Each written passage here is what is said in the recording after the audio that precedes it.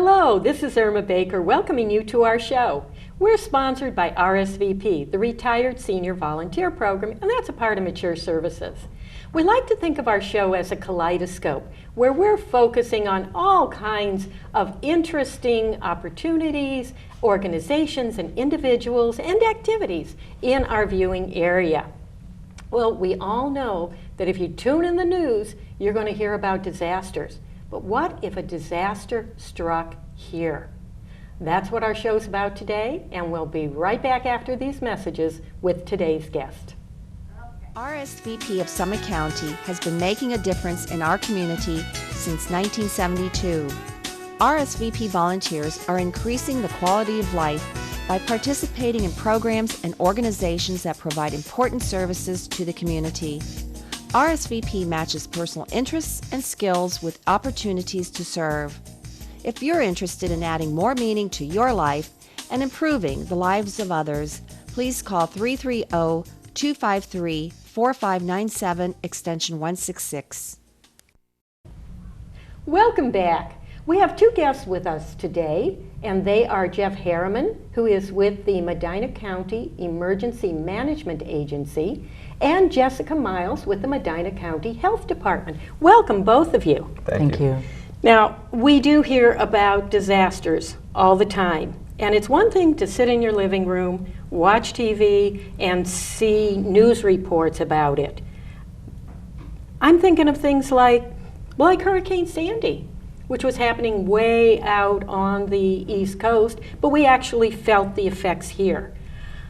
Disasters can happen anywhere, and both of you are involved in helping us get through disasters.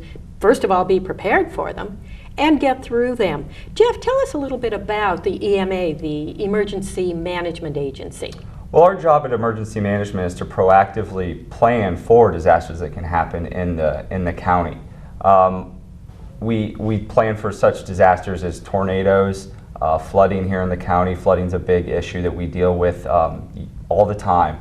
Windstorms, winter storms, obviously it's winter right now. We have had some decent winter storms this year. And also when those disasters or emergencies happen, we really support the first responders, the fire, police, the EMS that are out doing whatever they can to help the public in times of disasters. We also plan for things like hazmat, hazardous material spills, facilities, tanker spills on the roads and things like that. So we have our hands in a lot of natural disasters and also kind of man-made disasters. Like I said, tanker spills, railroad derailments and things like that as well. Yeah, well, we've had some things in the news recently about, for instance, a semi carrying hazardous materials that unfortunately struck a pickup truck that was stalled on the railroad track. Medina County does have several major highways going through it, as well as railroad service. So you are really taking on a big responsibility for keeping our community safe. How does EMA go about that? We partner with a lot of agencies. We collectively, just on the hazardous materials side, a lot of the fire departments have pulled together to develop an all hazards team in the county, which encompasses a hazardous materials team that's very good and has a lot of skills here in the county, along with having a technical rescue team as well for any structural collapses or things like that. And we partner with private companies. We partner with nonprofits, Red Cross, to really make sure that we have all our bases covered if an event happens like that. So we do a lot of collaborative planning here in the county to make sure that if anything happens, whatever it is, tornado, train derailment, winter storm, flooding, anything like that, we're prepared for it, or as prepared as we can be for it. Well, one of the agencies that you do partner with, significantly, is the Health Department, County Health Department. And Jessica, you can tell us a little bit about that. So similar to what Jeff was saying, with the Health Department, besides the many services that we do provide that are, again, to serve the entire county, we are also doing a lot of behind-the-scenes planning for all hazards. And again, like the EMA, there's a lot of agencies within the county that we partner with to develop these plans. Again, for any type of emergency situation that would happen. So there's a lot of behind the scenes activity that's going on to help respond to and help prepare the county for any type of major situation. What kind of situations have you responded to? Well, I guess the one that would be most, or the best example would be our H1N1 response back in '09 and 2010. Would you remind us about what H1N1 was? H1N1 was the outbreak of the flu strain that occurred, and the health department was responsible for holding several clinics throughout the county during that response time. And through the whole response period, we were able to vaccinate over 20,000 people in the county for the H1N1. That was a marvelous accomplishment here because, if I remember correctly, that was a time when agencies were running out of vaccine and medical facilities and such, but here in Medina County, 20,000 people, that is a lot to be able to provide that vaccine. Right. Well, you're involved right now, both of your agencies, in a collaboration with RSVP and other agencies in the area for something that I think is a very great addition to our county services, and that is this Volunteer Reception Center, or the VRC. So tell us a little bit about the VRC. Jeff, I'm going to start with you. Okay, a VRC is a place, a physical location that if an emergency or disaster happens, if we have a tornado, for example, that goes through the county, after the tornado has passed and there's some issues that need to be resolved in the county, a VRC is a location that people that want to help, people that want to come out and do sort donations, do anything, can come to, and they can be registered and coordinated through this location to go out in the community and help. So that is what the health department and EMA is working towards doing right now, is getting this location set up that we can have a large number of people come through and just help however they would like to. The biggest thing that we see with volunteers after a disaster is they want to help, they don't know how. And our job with this and our goal with this is to get them coordinated the best way possible to help. And so it makes the best impact in the community that's affected. That is a big, big undertaking. As you said, there are many people who, in the moment of a disaster, do want to help. I think that's just kind of human nature. You want to help where you can. But so often we hear about help just being wasted. So this is something that's going to help prevent that. How does that work? What we would do people would come into the VRC and they would go through specific locations, whether they would come in and get registered. They would go through an interview process with people that are working in the VRC to find out what are their skills are. Maybe they have skills in clerical work. Maybe they have skills in something else. Maybe maybe they're a nurse or something like that. And then based on jobs that we have received from fire departments, whoever else, Red Cross, that needs help sorting donations or things like that, they would be placed in those jobs. And then they would go through and have, they would get ID'd and they would get, a safety briefing and things like that. And then they would be sent out into the field to work however long they would want to work for, however long they'd like to help. Well, this is really interesting on a couple levels. For one thing, it sounds like you're saying that instead of waiting for a disaster to happen, people can volunteer ahead of time and then be ready if and when a disaster happens. For instance, you mentioned sorting donations. Well, that's something anybody can do. It doesn't sound like you have to have any special skills in order to participate in this. So the idea of being prepared, it is a preparedness effort, isn't it? Absolutely. And how did it come about? We thought, the health department, Jessica and myself thought that this would be a very valuable project to have. We've seen a lot just studying other events that have happened around the country. The tornado that went through Tuscaloosa, Alabama a couple years ago, they had so many volunteers show up that I think they ran through a couple tens of thousands of people in their VRC, and we thought to ourselves that this would be a very valuable project or a very valuable thing to have in our county. So we started to work towards getting this in place and getting something like this and working through the ins and outs of doing something like this. And it's been a long project, but we're finally getting there to where we can say that it's coming along well. Did you study VRCs in other areas like Tuscaloosa?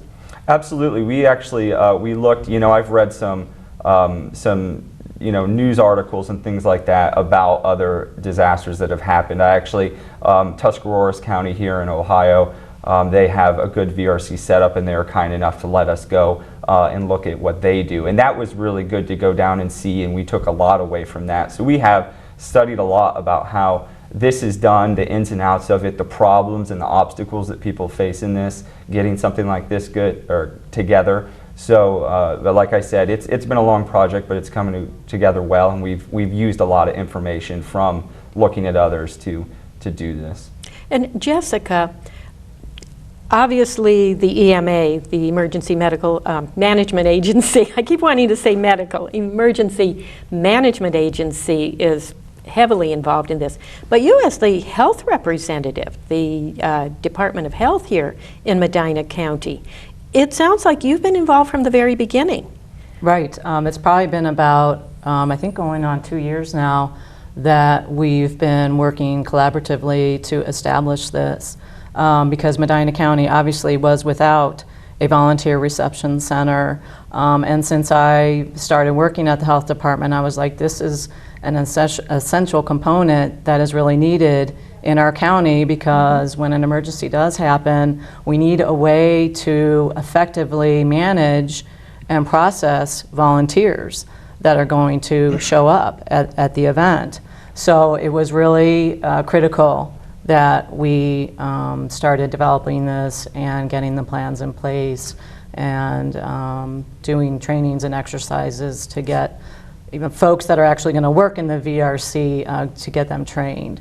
So, what is the role of the health department in all this? Well, essentially, I don't know, Jeff and I will be just kind of co-managing it, but at the health department, I do manage a countywide volunteer program, and a lot of those volunteers are actually in conjunction with a couple other volunteer entities will be actually working in the volunteer reception center. So I think that's a big piece of in terms of what our role will be for the volunteer reception center, is providing the actual staff members to run it. Well, you sound like you're bringing a lot of experience to this already, running a volunteer program. So are you finding that there are any differences with a volunteer reception center as opposed to what you're doing already? In terms of differences, I think there's, well, primarily with the VRC, it's just those folks are going to be essentially assigned to that particular program. Mm-hmm. But with the volunteer program, the Medical Reserve Corps, which is what I'm speaking of, volunteers can get involved in many types of activities, events, disasters, and trainings and exercises that happen in Medina County. Well, speaking of training, both of you have mentioned training as a component of the VRC. So what's the process? If somebody who's watching our show today wants to get involved, what would they expect? What could they anticipate? Well, we did have an initial training back in November where we had about 20 volunteers, and half of them played the role of the actual staff person at the VRC, and the other half acted as a volunteer going through the reception center. And then we flip-flopped at the other half of the training, so everybody got to experience both roles and both stations, if you will, so they were able to be trained effectively to work in a volunteer reception center. So basically, when we get ready to hold our next training, we'll just kind of recruit for that or put the word out for that, and folks can attend and get a sense of what it's like to be working in a VRC and if that's a good fit for them. It really sounds like there are a lot of opportunities here for people to get involved. And if somebody wants to do that, how do they get the information? Jeff, where would they contact? Well, we're partnering with RSVP of Summit Medina County, and they can contact Ines Alvarez with RSVP at the number 330-253-4597, extension 166. And she is coordinating all our recruitment efforts of volunteers. So that is how, if they contact her at that number and talk to her, she will be able to get you in the program, and you'd be to work towards our VRC and get information about upcoming trainings and things that we're doing for the VRC in the future. I think that's a very important part of this whole thing, that there is one point of contact, that people aren't coming in from 16 different directions and somebody is trying to wade through all of it. Another thing that I really like about this is the fact that it's really open to anyone. I know you don't want any minors, there are legalities and such involved, but it really is open to anyone over the age 18. Absolutely. We can do, there are many different types of jobs in the VRC, from doing basic data entry to sitting at a registration table and making sure people are getting registered, to doing the interviews to place people in specific jobs that they would like to work or have the ability to work. They can, do IDs, they can do kind of the basic safety briefing. So there's all types of things. You don't have to, there's no heavy lifting, nothing like that. So it's very much open to anybody over 18, as you mentioned. So we're looking forward to hopefully gaining some new people to work in the VRC. Well, what about time commitment? Is there any expectation? I know, Jessica, what do you foresee, having run a volunteer center? What kind of time commitments are involved? Really, I guess when trainings are being held, we're going to encourage that core of folks that are going to be working in the VRC to attend those trainings. So I guess ultimately there isn't any specific standard time commitment at this time. And again, recruitment's going to be nonstop. We're really looking for folks from all walks of life. So we're hoping to kind of build our core of folks that we have right now to work the VRC. And what about during a disaster itself? Say that there is flooding or a tornado strikes or something. If somebody is a member of the VRC at that time, and what do? Do you call them in? Do they know how to show up? Right. There'll be a notification process where information is going to be put out there to those VRC volunteers in terms of what's going on, where do they need to report, and time frame and that kind of thing, and what type of duties that will be needed. So yes, the information is going to be provided at the time of the event to alert those volunteers so they know where to report to.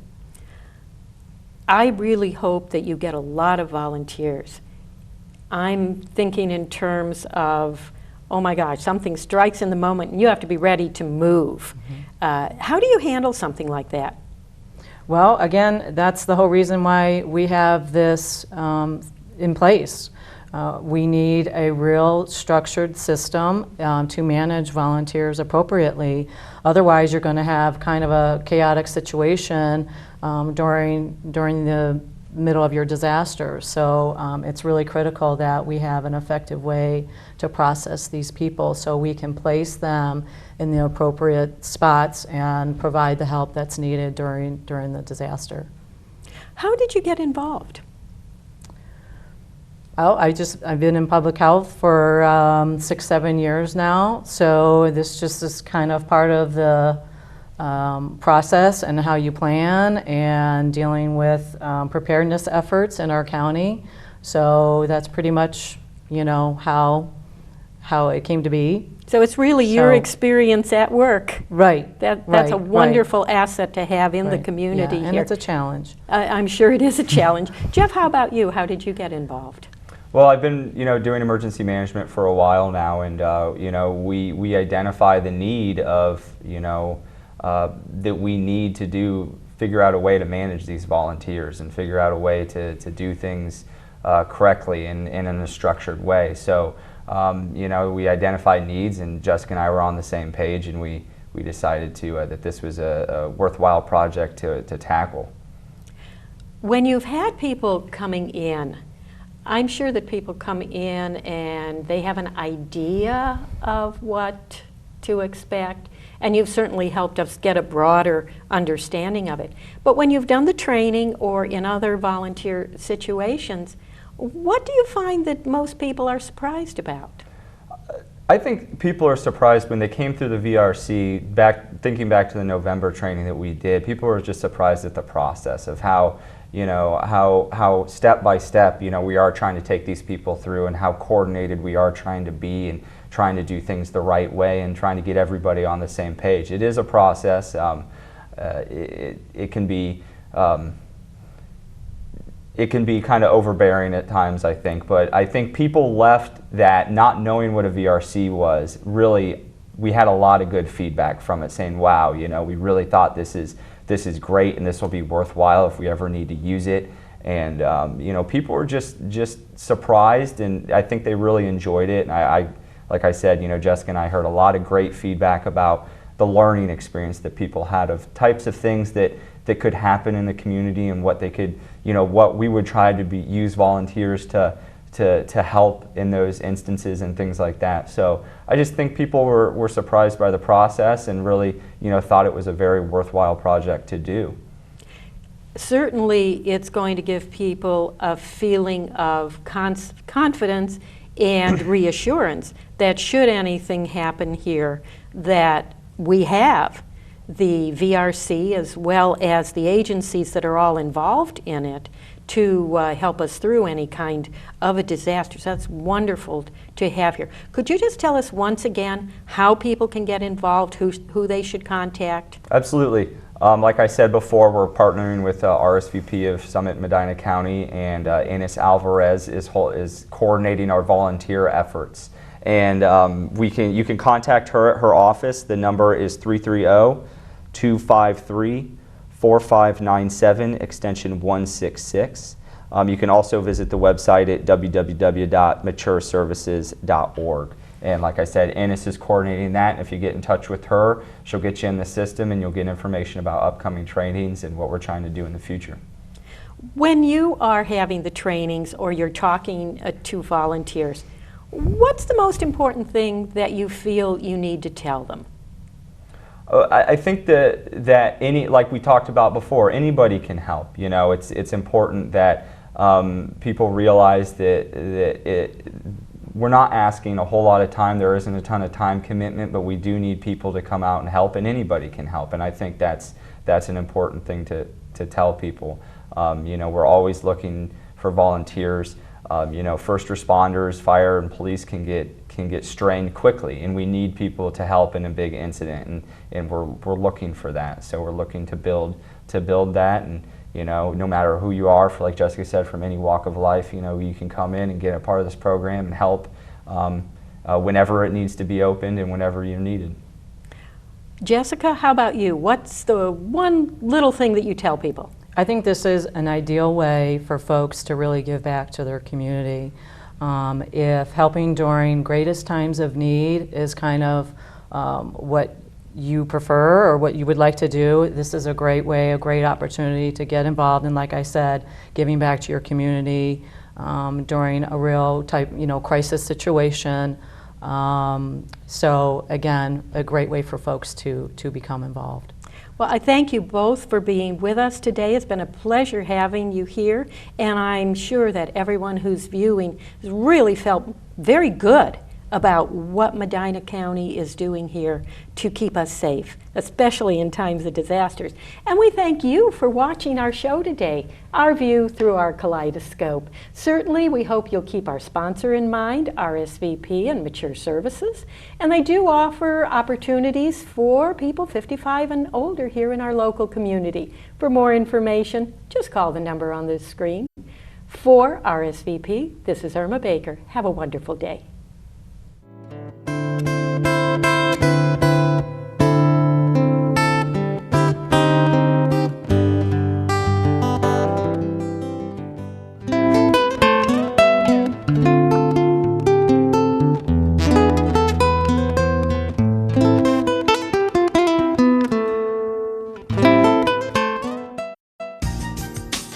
Since 1971, RSVP has been matching volunteers' talents to community needs. RSVP is affiliated with the Corporation for National and Community Service, a national organization that supports service and volunteering through grant-funded projects. Volunteers organize neighborhood watch programs, tutor children, renovate homes, plant community gardens, assist victims of natural disasters, and serve their communities in many other ways. RSVP offers maximum flexibility and choice to its volunteers as it matches the personal interests and skills of Americans 55 and older with opportunities to serve their communities. If you're interested in adding more meaning to your life and improving the lives of others, please call 330-253-4597, extension 166. There's no place like home. Stay in your home with a 24-hour companion that doesn't need to be let outside, who isn't a grown adult reluctant to leave the nest, or a well-meaning neighbor who pops in every day. With Massillon Cable TV's MedAlert Personal Emergency Response System, you can stay home, have peace of mind, and your family will feel better too, knowing you have access to someone 24/7 should you need help. Keep your independence with Massillon Cable TV's MedAlert service. To learn more, call 330-833-4134. That's 833-4134. Or visit their website, MassillonCableTV.com.